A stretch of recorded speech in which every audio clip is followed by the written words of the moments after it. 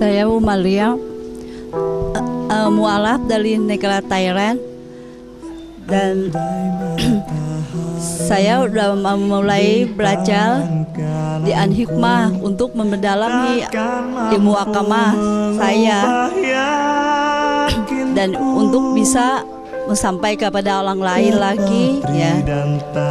Dan saya berpesan kepada yang lain, teman-teman mualaf atau teman-teman yang lain untuk mempercayai untuk kuliah di State An-Hikmah ini seperti saya. Di tangan kiriku takkan sanggup.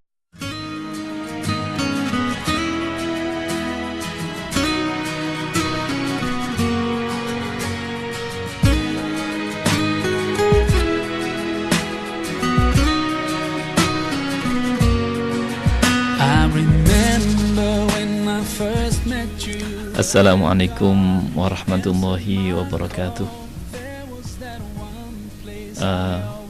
Pemirsa yang dirahmati Allah, nama saya Ahmad Rofi Syamsuri. Saya mendapatkan amanah sebagai Ketua Sekolah Tinggi Ilmu Dakwah di Rosad Islamiyah Al-Hikmah. Pada kesempatan ini saya ingin berbagi cerita tentang latar belakang berdirinya Sekolah Tinggi Ilmu Dakwah di Rosad Islamiyah Al-Hikmah. Pada tahun 1989 ada fenomena yang menarik di masyarakat. Masyarakat demikian antusias berbondong-bondong untuk mempelajari agama Islam. Kampus-kampus yang mengajarkan agama penuh. Namun fenomena yang unik, semangat untuk belajar agama ini demikian cepat padam, sehingga kampus yang asalnya menerima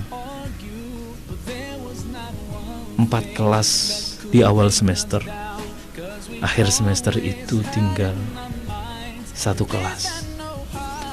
Fenomena yang menarik ini kemudian menggugah para masyayikh, para asatiz untuk melakukan studi, dan kemudian akhirnya para masyayikh ini memutuskan untuk mendirikan sekolah tinggi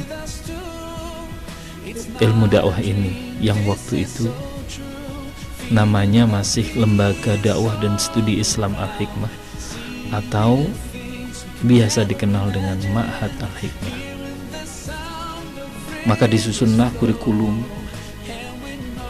yang kira-kira bisa memenuhi keperluan masyarakat ini, dan diambillah para dosen yang kira-kira bisa mengajarkan agama sesuai dengan yang dibutuhkan oleh masyarakat ini. Akhirnya tahun 1989 itu dibuka penerimaan mahasiswa baru Lembaga Dakwah dan Studi Islam Al-Hikmah. Ada 2 kelas, 1 kelas mahasiswa dan 1 kelas mahasiswi. Tapi di angkatan yang kedua, yang mendaftar sebagai mahasiswa sudah 4 kelas, 2 kelas mahasiswa dan 2 kelas mahasiswi. Dan di angkatan yang ketiga, seingat saya sudah ada kelas sampai kelas H untuk wanita dan kelas H untuk pria. Jadi yang mendaftar itu sampai 8 kelas untuk pria dan 8 kelas untuk wanita. Demikianlah Al-Hikmah terus berkembang, dan kemudian bermunculanlah sekolah-sekolah yang hampir sama dengan sekolah Lembaga Dakwah dan Studi Islam Al-Hikmah ini. ada namanya lembaga dakwah As-Sohwah, ada lembaga dakwah Al-Islah, dan lain-lain. Namun seiring dengan perkembangan waktu, ya, lembaga dakwah yang ada ini kemudian tutup dan tinggallah Al-Hikmah sendiri. Ya, tahun 2004 Al-Hikmah mendapatkan izin operasional dan izin pendirian perguruan tinggi yang kemudian diberi nama Sekolah Tinggi Ilmu Dakwah Dirosat Islamiyah Al-Hikmah. Dan pada tahun 2008 Al-Hikmah kemudian mendaftarkan diri untuk mendapatkan akreditasi, dan alhamdulillah Hikmah sudah mendapatkan akreditasi B. Demikian secara singkat sejarah berdirinya Al-Hikmah dari awal sampai saat ini. Pemirsa yang dirahmati Allah, Sekolah Tinggi Ilmu Dakwah Dirosat Islamiyah Al-Hikmah memiliki visi untuk menjadi sekolah tinggi ilmu dakwah yang terkemuka di Indonesia, yang berkontribusi untuk membangun peradaban umat. Al-Hikmah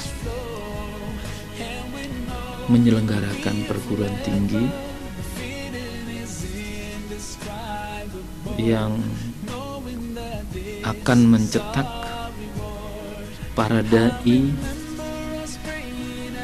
yang memiliki 10 kompetensi seorang dai yang ideal.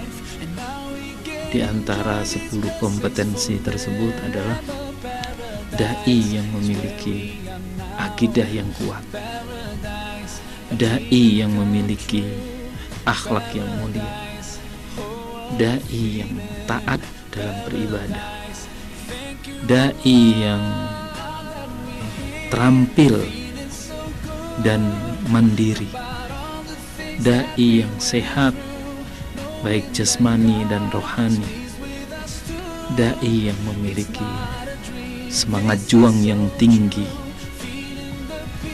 dai yang memiliki leadership yang kuat, dan dai yang bermanfaat buat sesamanya. Untuk bisa merealisasikan itu semuanya, Sekolah Tinggi Ilmu Dakwah Dirosat Islamiyah Al-Hikmah menyusun sebuah kurikulum yang khas, kurikulum yang cukup padat,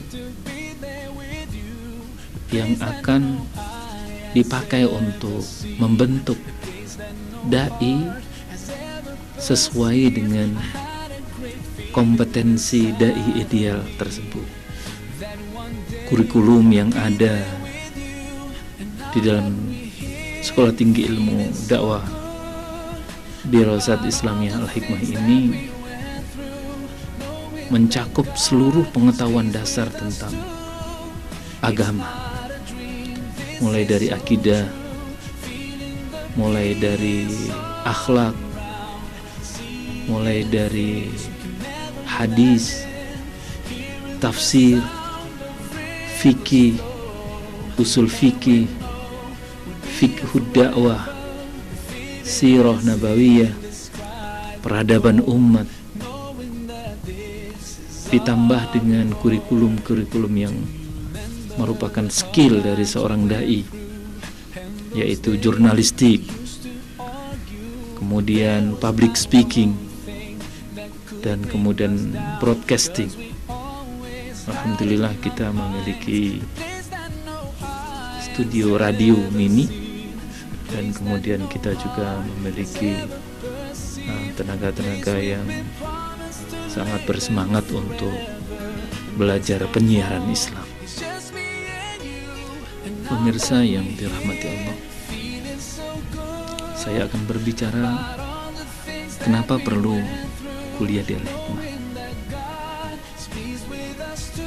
Yang pertama adalah faktor dosen.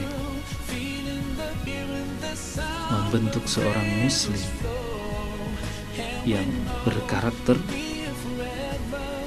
diperlukan dosen yang bisa menanamkan nilai-nilai agama ke dalam keyakinan mahasiswa.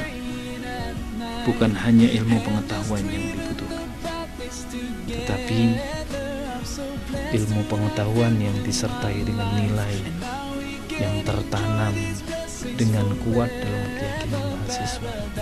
Itulah yang akan merubah seorang mahasiswa menjadi mahasiswa muslim yang berkarakter sesuai dengan visi Al-Hikmah. Juga diperlukan seorang dosen yang bisa menjadi teladan antara yang diucapkan dengan yang dikatakan itu memiliki kesamaan dan tidak saling bertentangan, sehingga dosen ini bisa menjadi teladan dan panutan bagi para mahasiswa-mahasiswi. Kemudian faktor kurikulum yang didesain untuk memberikan pemahaman yang komprehensif, pemahaman yang lengkap akan dasar-dasar agama, mulai dari akidah, akhlak, hadis, tafsir, sirah nabawiyah, fiqh dakwah, dan seterusnya. Kurikulum ini akan memberikan wawasan yang luas buat mahasiswa dan sekaligus juga memberikan pemahaman yang cukup agar mahasiswa memiliki pemahaman yang kuat. Kemudian faktor yang lain adalah faktor lingkungan. Alhamdulillah lingkungan kampus Al-Hikmah sudah menjadi lingkungan yang kondusif, menjadi sebuah arus yang kuat yang akan bisa mendorong mahasiswa-mahasiswi untuk bersemangat menjalankan agama ini dengan baik dan benar. Kemudian di antara alasan yang lain atau faktor yang lain adalah faktor biaya yang cukup terjangkau, tetapi kualitasnya tidak kalah dengan kampus